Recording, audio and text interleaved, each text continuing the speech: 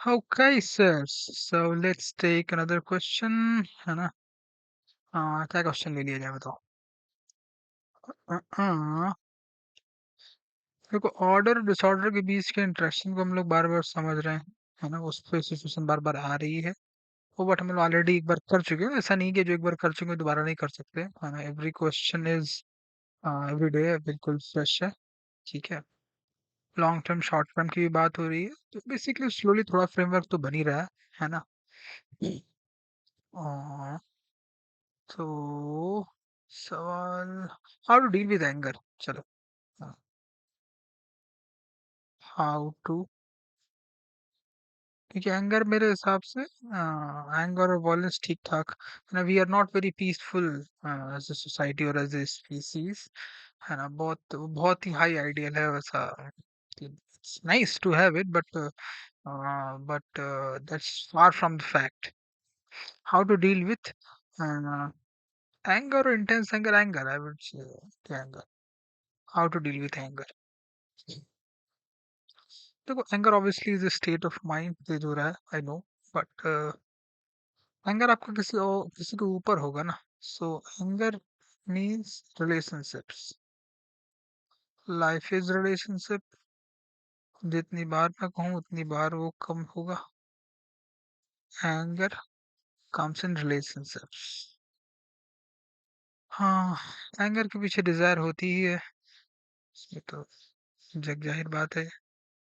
Dzire की understanding इसका मतलब चाहिए, है ना? जितनी अंडरस्टैंडिंग आपकी डिजायर के बारे में बढ़ेगी, उतनी अंडरस्टैंडिंग आपकी एंगर के बारे में बढ़ेगी, उतनी अंडरस्टैंडिंग आपके रिलेशनशिप के बारे में बढ़ेगी। One, two and three.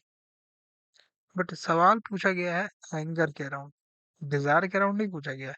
It means कि ऑलरेडी जो लेवल ऑफ कॉन्शियसनेस है वो ऑपरेट यहाँ पे हो रही है, रिलेशनशिप के लेवल पे, है ना? तो कोई बात नहीं। तो let's talk about desire. Desire क्या है ना? डिजायर ऐसा नहीं कि एक डिजायर होती है। First of all we have multiple desires.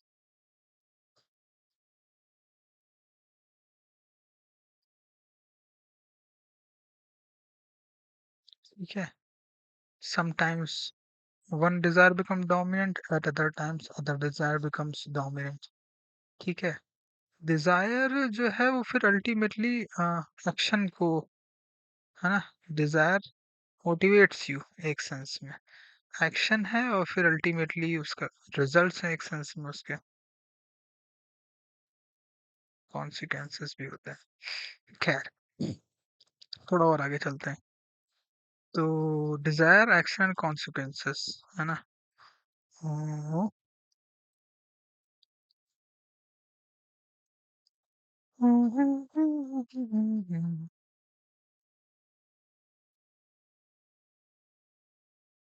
Dzire, action and consequences.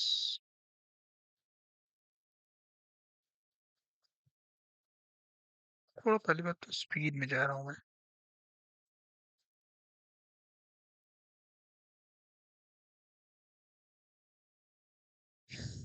Hmm.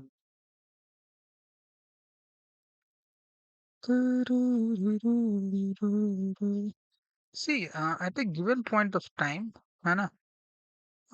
Decent desires are present in us, है ना?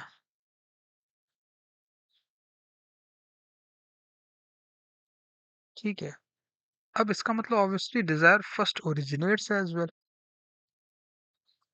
Dzire certainly have an entry point,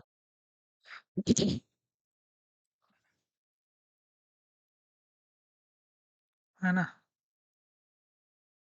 आपको उस चीज के बारे में या फिर उस व्यक्ति के बारे में डिजायर नहीं हो सकती है जिससे आप अभी तक मिले ही नहीं हैं, एक सेंस में, है ना? सो मेमोरी पे डिपेंडेंट है।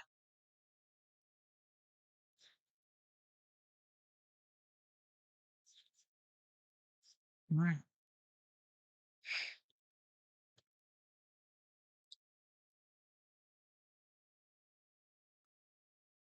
तो मतलब क्या है इन सारी चीजों का मतलब क्या है? एंगर जो है वो अगर डिजायर से जनरेट होता है, तो should we not be having desires?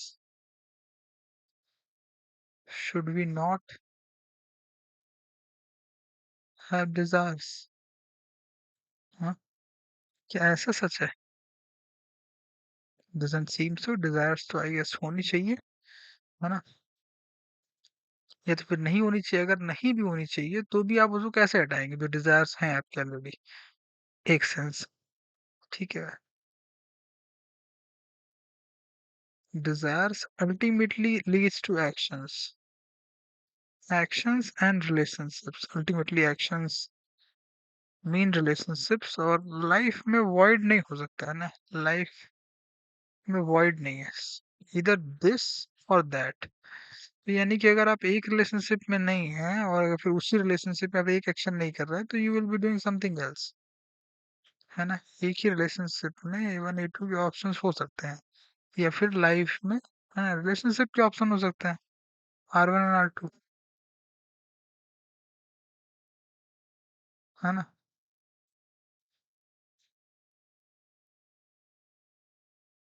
ठीक है, थोड़ा आगे चलते हैं। तो यानी कि बात अगेन फिर लाइफ पे आ गई। तो लाइफ लाइफ में multiple relationships, R1 R2 R3 R, तो इसमें मान लो मल्टीपल एक्शंस हो सकते हैं तुम्हारे, कम से कम दो तो ऑप्शंस हैं ही हैं अगर मल्टीप्लिसिटी की बात की जाए तो।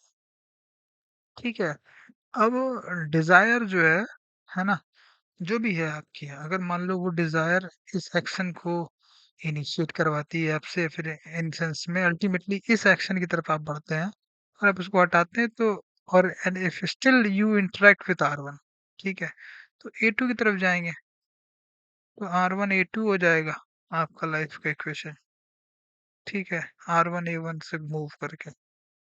तो पहली बात तो ये है कि there is no such thing as desirelessness,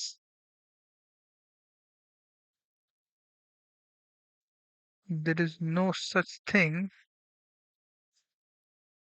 as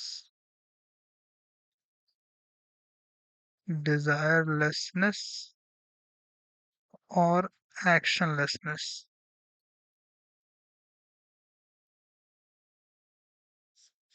ऐसा कुछ भी नहीं है, ठीक है।